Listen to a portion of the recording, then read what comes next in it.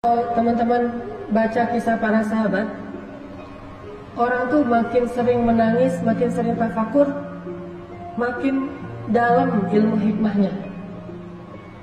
Orang kalau sering tafakur, terus di hatinya tuh dilembutkan dengan air mata, karena air mata ini membersihkan jiwa, membersihkan hati, sehingga makin lama makin lembut, peka banget. Tafakur, nangis, makin peka. Tafakur lagi, nangis, peka. Terus aja gitu. Ternyata ini pendidikan luar biasa loh. Bahkan kalau nggak sekolah pun cukup tafakur aja, ini udah jadi orang hebat nih. Gak usah sekolah yang sifatnya akademik misalnya. Walaupun itu sesuatu yang baik. Dia nggak sekolah akademik pun, dia kerjanya tafakur aja setiap hari, itu aja udah menjadi orang yang luar biasa. Karena ini adalah sekolahnya para nabi. Ini mata kuliahnya para sahabat. Ini materi pendidikannya keluarga-keluarga para anbiya. Tafakur. Dan ini sudah jarang dibahas di sekolah-sekolah kita. Kalau tidak dibahas di sekolah, harusnya dibahas di rumah, tetapi juga di rumah sedikit. Kalau teman-teman tahu, saya awal tahu dakwah itu gara-gara tafakur. Dulu ketika saya sekolah, pesantren namanya. Pesantren kita itu pesantren modern, campur ikhwan akhwat. Sehingga tetap aja namanya campur, ada kenangan-kenangan kayak gitu-gitu deh. Ada yang suka-sukaan gitu ya, kecuali saya doang. Kenapa? Karena saya nggak ada yang mau. Untung ya, untung saya fisik biasa aja, wajah biasa aja. Terus juga secara materi keluarga saya orang miskin. Terus prestasinya juga nggak unggul-unggul amat, sehingga tidak ada yang mau.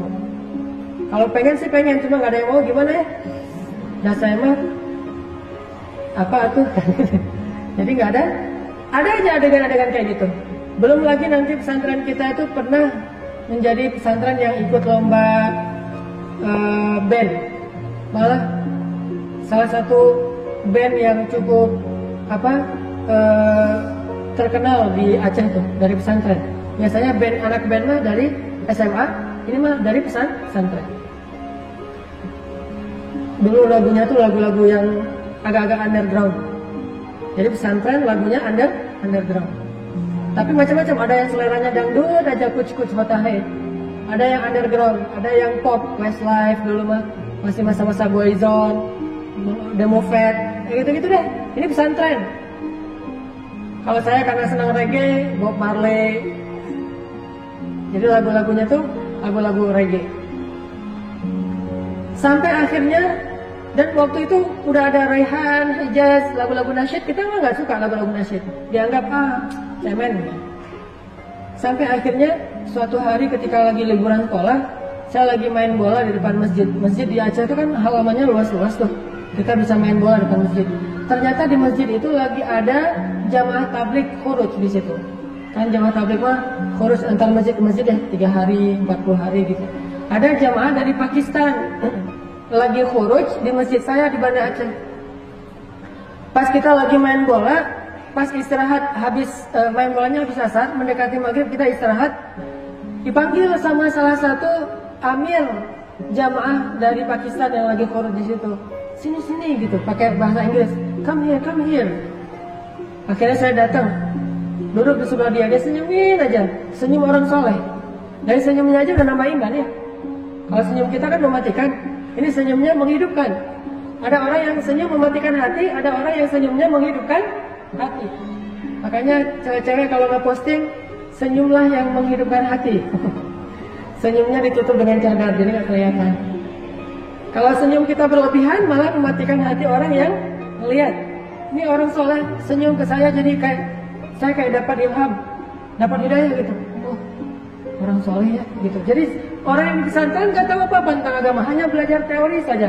Saya tahu fikih sholat, saya tahu fikih puasa dan seterusnya, belajar fikih, tetapi tidak punya semangat yang baik, tidak menjadi orang yang soleh, yang berimbang dengan ilmunya. Sampai amir atau pemimpin jamaah ini bilang ke saya sambil nunjuk ke langit. What's that in Indonesian? Apa itu dalam bahasa Indonesia, kata dia. Saya bilang langit. Kata dia, langit Allah cipta. Tunjuk ke pohon. Saya bilang pohon Allah cipta, kata dia. Dia cuma tahu bahasa Indonesia Allah cipta aja. Terus dia tunjuk, ada sapi yang lagi merumput di depan masjid, itu sapi Allah cipta. Gitu aja terus, setengah jam Allah cipta, terus Allah cipta. Tapi setelah Allah cipta, saya ngerasa ada sesuatu yang beda di dalam jiwa saya. Jadi kayak orang yang baru sadar dan baru bangun dari tidur. Itu luar biasa, kerasa banget di hati kita. Ini namanya fiqhul qulub. Pemahaman yang paling baik itu dirasa di hati, bukan hanya difahami dengan logika. Dan itulah yang disebut dengan fikih dalam Islam. Dan itu tidak akan didapatkan kecuali dengan cara-cara yang Allah ajarkan. Diajarkan oleh orang-orang ahli hikmah, materinya adalah kebesaran-kebesaran Allah, dan akan sampai ke dalam hati. Bukan menambah wawasan. Wawasan apa? Orang saya juga udah tahu. Langit, orang saya yang ngasih tahu. Pohon, sapi, batu, segala macam, gunung, karena rumah saya itu dekat laut, dekat gunung. Jadi kita nggak bolan banget. Jadi anak kalau saya nonton si bolan tuh kayak nonton masa kecil saya. Kadang di laut, kadang di gunung. Kalau kita haus tinggal pergi ke kebun wakaf. Di Aceh tuh banyak kebun wakaf. Tinggal petik aja buah kelapa, petik, manjat, petik sendiri, kupas sendiri. Banyak anak Aceh tuh ngupas kelapa itu nggak pakai golok, ngupas kelapa pakai gigi. Kelapa muda dikupas pakai gigi, kayak ngupas mangga. Makanya kita nggak pernah ke dokter gigi, copot sendiri gitu. Langsung ngupas pakai gigi, terus digeprok gitu, udah aja minum air kelapa. Pokoknya si bolang banget lah. Jadi dekat laut, dekat gunung, gunungnya kelihatan, lautnya kelihatan. Tanya, laut, saya bilang Allah cipta karang, Allah cipta gunung, Allah cipta awan, Allah cipta, dan seterusnya. Lama-lama jadi kayak nambah iman sendiri gara-gara kalimat Allah cipta. Dia mengajarkan saya tafakkur. Akhirnya sejak saat itu saya mulai rutin khuruj, ikut jamaah tabligh. Namanya khuruj pelajar, setiap bulan 3 hari. Setiap bulan khuruj. Sampai di Mesir saya masih khuruj. Baru saya berhenti khuruj, walaupun tetap berteman dengan teman-teman jamaah tabligh, tetap respect dengan dakwah mereka, gara-gara ada insiden di Mesir. Bukan insiden dimarahin orang. Kalau insiden dimarahin orang udah sering lah, namanya tabligh ya, biasa dimarahin orang. Ngapain kamu sini segala macam? Masya Allah, gitu aja kita mah nggak ngelawan ya. Baru ada insiden yang buat saya berhenti itu apa? Saya lagi bayan. Saya di Mesir itu kelas tahun kedua lah, semester 3. Tahun kedua di Al-Azhar. Saya bayangkan di tabligh mah kalau lagi di masjid ada namanya bayan, ceramah di depan. Saya bayan 1 jam. Setelah selesai bayan ada seorang bapak-bapak salaman sama saya. Assalamualaikum, waalaikumsalam. Dia ternyata tadi itu duduk di depan saya. Siapa namanya? Saya sebutin. Dari mana? Dari Indonesia. Oh, belajar di mana? Di Al-Azhar, saya bilang. Kata beliau, saya ini belajar di Al-Azhar, profesor kamu. Wah, ternyata yang dengar bayan saya adalah dosen saya sendiri, cuman beda semester gitu. Dosen tafsir Al-Quran semester terakhir. Yang nanti saya akan ketemu beliau. Kalau nanti udah semester terakhir. Saya itu dosen kamu di Al-Azhar. Nih ya, kamu tuh tadi pas bayang banyak salah. Aduh, banyak informasi yang keliru, banyak hadis-hadis yang gak kayak gitu, banyak tafsiran yang keliru dan seterusnya. Oh gitu Prof, maaf saya nggak tahu segala macam. Makanya kalau kamu mau belajar, udah aja nggak apa-apa kamu khuruj, nggak apa-apa kamu berdakwah, tetapi jangan bayan dulu, karena bayan itu menyampaikan ilmu. Kalau nggak paham bisa membahayakan orang yang mendengar. Akhirnya saya minta maaf, dan sejak saat itu saya tidak berani lagi untuk bayan. Mulai saya belajar ke gerakan Ikhwanul Muslimin. Saya tinggal di pelosok yang banyak tokoh-tokoh ikhwannya. Salah satu guru ikhwan saya, Profesor Dr. Abdurrahman Uwais, meninggal dalam kudeta militer di Mesir, dan mudah-mudahan mendapatkan pahala syahid. Dan foto beliau tersebar di koran, saya tahunya di Indonesia, beliau ditembak. Dan itu orang soleh banget, udah soleh baik lah gitu. Setiap beliau nggak pernah mengambil gajinya di kampus. Diambil sih 1000 pon, tetapi setelah diambil langsung dibagi-bagi kepada mahasiswa. Saya sering dibagikan gaji beliau. Nanya, kalau udah gajian langsung pergi ke kos-kosan mahasiswa Indonesia, nanya, anak-anakku udah pada beli buku belum? Belum Prof gitu. Ini beli buku, udah aja dibagi-bagi untuk beli buku kuliah. Udah pada bayar uang kuliah belum? Belum, bayarin kalau yang nggak dapat beasiswa. Bulan ini udah belanja beras belum, atau gandum atau apa? Kita mah pasti jawabannya belum, nama mahasiswanya belum aja. Masalahnya belum aja semuanya. untung si dokternya nggak kok belum aja nih jawabannya. Kasih aja setiap bulan tuh habis gaji beliau 1.000 pound untuk membiayai kita. Dan beliau hidupnya dari kebun. Dan setiap panen pasti datang bawa berkarung-karung hasil panen adas, kemudian gandum segala macam dibawa untuk mahasiswa. Ada yang zakat, ada yang sedekah, ada yang hadiah. Orang yang solehnya luar biasa. Saya kenal banget dengan beliau. Tidak sombong sama sekali. Rajin menabung. dan tidak sombong. Intinya teman-teman, saya sendiri merasa bahwa tafakur itulah yang mengantarkan saya kepada dakwah. Sehingga tafakur ini menjadi salah satu di antara amalan yang saya rasa cepat sekali menambah keimanan. Dan itu juga yang dilakukan oleh para sahabat. Salah satunya adalah yang paling senang tafakur itu Abu Bakar As-Siddiq. Itu hobinya tafakur banget. Sehingga karena Abu Bakar ini orang yang sangat rajin tafakur dan berkorban yang paling banyak untuk agama Allah, Allah kasih dia hikmah yang lebih dibandingkan sahabat yang lain. Sampai tingkat hikmahnya itu kepada kepekaan jiwa. Yang kalau kita mungkin nyebutnya dengan istilah basiroh, punya kepekaan jiwa. Itu Abu Bakar. Salah satu contoh kepekaan jiwanya, beliau memahami teks, memahami Al-Quran lebih dalam daripada sahabat yang ngerti tafsir. Makanya saya bilang, belajar Al-Quran jangan hanya membaca teks, jangan hanya membaca tafsir, jangan hanya membaca syarah hadis, tapi tafakur juga. Karena ketika kita udah tafakur, kita akan memahami itu lebih dalam daripada orang yang ahli secara wawasan dan teori. Abu Bakar membuktikan itu. Contohnya ketika turun ayat Al-yawma akmaltu lakum dinakum wa atmamtu alaikum ni'mati wa raditu lakumul islam dina. Idza jaa nasrullahi wal fath wa ra'aitan nasa yadkhuluna fi dinillahi afwaja. Ketika ayat ini turun, ayat tentang sempurnanya agama, sudah lengkap semua syariat, maka semua para sahabat itu bertakbir karena bahagia. Allahu Akbar, Allahu Akbar, agama sudah sempurna, syariat sudah utuh, syariat sudah lengkap, bertakbir semuanya, kecuali Abu Bakar menangis. Mereka mengira ayat ini adalah ayat berita gembira, agama sudah sempurna, akan dimenangkan oleh Allah. Berarti ini ayat berita gembira, mereka bertakbir. Sedangkan Abu Bakar menangis. Lalu orang-orang bertanya, "Ma yuki kayak Abu Bakar? Kenapa engkau menangis wahai Abu Bakar?" Abu Bakar mengatakan, memang ini adalah ayat berita gembira. Tetapi di sisi yang lain, ketika Allah sudah menyempurnakan agamanya, berarti tugas Nabi sudah selesai. Dan jika tugas Nabi sudah selesai, berarti sebentar lagi Nabi akan kembali kepada Tuhannya dan akan berpisah dengan kita. Baru para sahabat menangis semuanya. Jadi loadingnya beda. Kalau Abu Bakar tuh nggak ada buffering, cepat gitu. Kenapa nggak ada bufferingnya? Loadingnya cepat karena beliau punya kepekaan jiwa yang lebih dan memahami teks lebih dalam daripada orang ahli tafsir. Ibnu Abbas saja nggak sepaham itu. Padahal Ibnu Abbas ini hibrul ummah, ahli Al-Quran. Salim Maula Abi Huzaifah, hamil Al-Quran. Ibnu Mas'ud, qari'ul Quran, qari'nya Nabi SAW.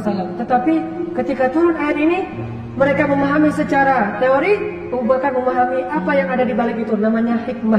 Karena hikmah itu sesuatu yang dibaliknya, yang tidak akan terlihat hanya dengan pemahaman teoritis atau ilmiah. Itulah Abu Bakar As-Siddiq. Baru mereka pada nangis. Gitu juga ketika turun ayat idza jaa nasrullahi wal fath, saat Fathu Makkah. Ketika Fathu Makkah, semua orang waraitan nas yadkhuluna fi dinillahi afwaja. Orang berbondong-bondong masuk Islam. Bahkan yang dulunya memusuhi Islam sekarang menjadi pembela Islam, seperti Ikrimah, seperti Sofwan, seperti Suhail. Banyak orang-orang yang benci pada Islam sekarang menjadi pemeluk Islam. Sehingga seolah-olah dakwah ini sudah berada di puncaknya, sudah menang. Maka Abu Bakar pun menangis. Orang-orang bertanya lagi, ya Abu Bakar, bukankah hari ini hari bahagia ketika manusia berbondong-bondong masuk Islam dan dakwah kita sudah dimenangkan? Kenapa engkau menangis? Kata Abu Bakar, ma ba'dal kamali illan nuqsan. Tidak ada yang terjadi setelah kesempurnaan kecuali kekurangan. Artinya kalau sudah sampai di puncak, maka yang setelahnya adalah penurunan. dia bisa melihat sesuatu yang setelahnya. Kalau kita masih belum di puncak, berarti dia akan naik terus nih. Tapi kalau dari puncak, yang setelahnya adalah turunan. Maka tidak ada setelah hari ini yang penuh dengan kesempurnaan kecuali kekurangan. Dan apa yang dimaksud dengan kekurangan? Yang pertama, kekurangan itu adalah kita akan ditinggalkan oleh Rasulullah SAW. Itu nukson pertama yang sangat menyedihkan. Nukson kedua, terjadinya fitnah, di mana orang-orang banyak yang keluar dari Islam dan munculnya nabi-nabi palsu. Fitnah di zaman Abu Bakar.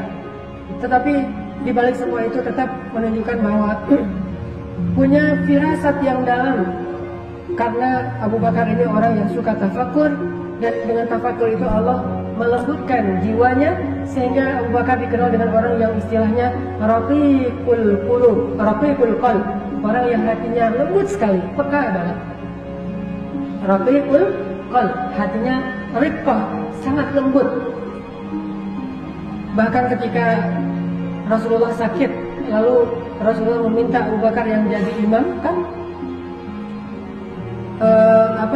suruh Abu Bakar untuk menjadi yaumun nas, menjadi imam bagi orang-orang. Kata Rasulullah kepada Bilal, ya Bilal, cari Abu Bakar, suruh dia jadi imam. Lalu Bilal mencari-cari Abu Bakar, nggak ketemu. Mungkin Abu Bakar lagi di kebunnya atau di pasar. Karena ini sudah waktunya sholat, akhirnya Bilal berinisiatif menyuruh Umar jadi imam. Bayangin, ini ijtihadnya Bilal. Karena menurut Bilal kalau nggak ada Abu Bakar ya Umar. Dan benar juga, sesuai dengan nanti urutan khilafah, habis Abu Bakar Umar. Jadi Bilal juga ngerti. Cuman dalam hal ini Rasulullah nggak setuju.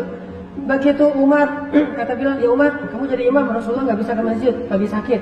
Oh gitu, ya udah dikumpulin orang. Begitu Umar bertakbir, kan suara Umar tuh keras banget tuh, Allahu Akbar. Dan Nabi rumahnya di sebelah masjid. Mendengar suara Umar, apa kata Nabi? La, amma hadza fala. Jangan, kalau yang ini jangan nih, jangan, kata Rasulullah. Teriak dari dalam rumahnya. Langsung Umar membatalkan sholat, nyari Bilal, dipukulin Bilal sama Umar.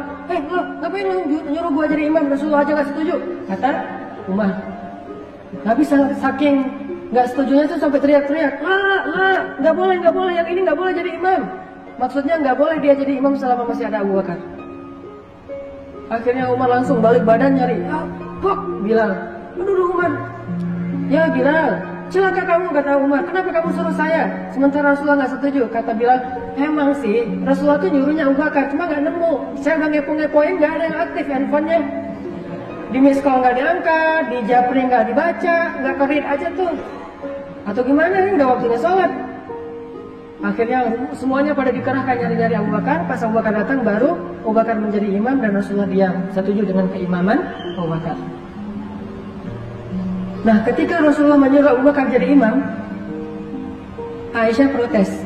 Karena Aisyah itu anaknya sendiri, anaknya Abu Bakar, protes. Ya Rasulullah, suruh orang lain, jangan Abu Bakar. Sesungguhnya Abu Bakar itu orang yang lembut sekali hatinya. Kalau dia jadi imam, saya khawatir lebih banyak menangisnya daripada bacaannya. Bayangin, baru Bismillahirrahmanirrahim, Alhamdulillahirabbil alamin, udah aja nangis. Ini kapan selesainya nih, nangis melulu. Karena Abu Bakar itu kalau baca Quran, satu ayat baca, nangisnya kayak udah baca satu lembar. Baca lagi satu ayat, nangisnya lama seperti baca satu lembar. Nangis saja, karena hatinya lembut. Dan dia paham sesuatu yang tidak dipahami secara teori, tafakur. Sampai pada waktu subuh, setelah Rasulullah selesai sholat, Rasulullah berdiri di atas mimbar. Ini hari subuh terakhir Rasulullah sebelum wafat. Itu hari terakhirnya Rasulullah di muka bumi. Rasulullah berdiri dalam keadaan lemah, keringetan, lagi meriang berat, dan itu sakit keras beliau memaksakan berdiri. Dan Nabi mengatakan, wahai kaum muslimin, sesungguhnya ada seorang hamba Allah yang diberikan pilihan oleh Allah antara kembali kepada kekasihnya atau tetap bersama keluarganya. Maka hamba itu pun memilih untuk kembali kepada kekasihnya karena dia rindu kepada kekasihnya. Langsung Abu Bakar yang duduk di depan mimbar nangis. Umar terus menolong Abu Bakar. Abu Bakar, ngapain nangis? Bisa aja itu yang dimaksud adalah Bani Israel, laki-laki itu adalah Bani Israel. Jadi Umar memahami Nabi lagi berkisah nih. Ada seorang laki-laki yang diberikan pilihan mau kembali kepada kekasihnya atau tetap bersama keluarganya. Dia memilih kembali kepada kekasihnya karena tidak tahan dengan rindu kepada kekasihnya. Oh, ada ya Bani Israel. Kirain sama Umar Bani Israel orang soleh. Kalau Umar kan mengatakan, ya Umar, tahukah kamu siapa laki-laki itu? Kata Umar, emang siapa? Dialah Rasulullah SAW. Beliau ternyata sudah diberikan pilihan untuk kembali kepada Allah atau tetap bersama kita, dan beliau telah memilih untuk kembali kepada Allah. Baru satu masjid nangis. Selalu aja gitu. Beda. Yang satu udah nangis duluan, yang lain, oh ya udah nangis deh. Nangisnya nunggu komando dari Abu Bakar. Dan itu juga luar biasa ya, Rasulullah nyawanya ditawar ya. Rasulullah mau meninggal nggak?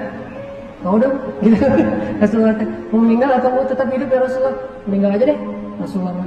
Kalau kita coba, Ustaz, meninggal sekarang? Oh jangan dong, saya belum beres ya, sekarang masih malah sana modus gitu ya. Jangan meninggal sekarang, tuh ombak lagi bagus tuh.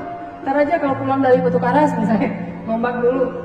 Ini artinya Rasulullah itu sampai nyawanya aja ditawar sama Allah. Malaikat yang datang tuh nggak enak hati, cabut nggak ya, nggak tega, kayak seorang dokter mau nyuntik anaknya sendiri. Kalau nyuntik anak orang kan nyuntik aja kan ya. Atau mau mengkhitan putranya sendiri kan, gimana nih kasihan nih anak saya kan, kamu nggak usah dikhitan aja deh. Padahal dia dokter ahli khitan, yang orang lain mah dikhitan aja, dia mah nggak berani karena nggak tega. Begitu malaikat mau mencabut nyawa Rasulullah, malaikat nggak tega, nyabut dikit-dikit. Pas Rasulullah mengatakan sakit gitu, oh ya dilepas sama malaikat. Jadi nyawanya tuh mau dicabut, dilepas lagi. Sakit ya Rasulullah, maaf, nggak jadi lagi tuh.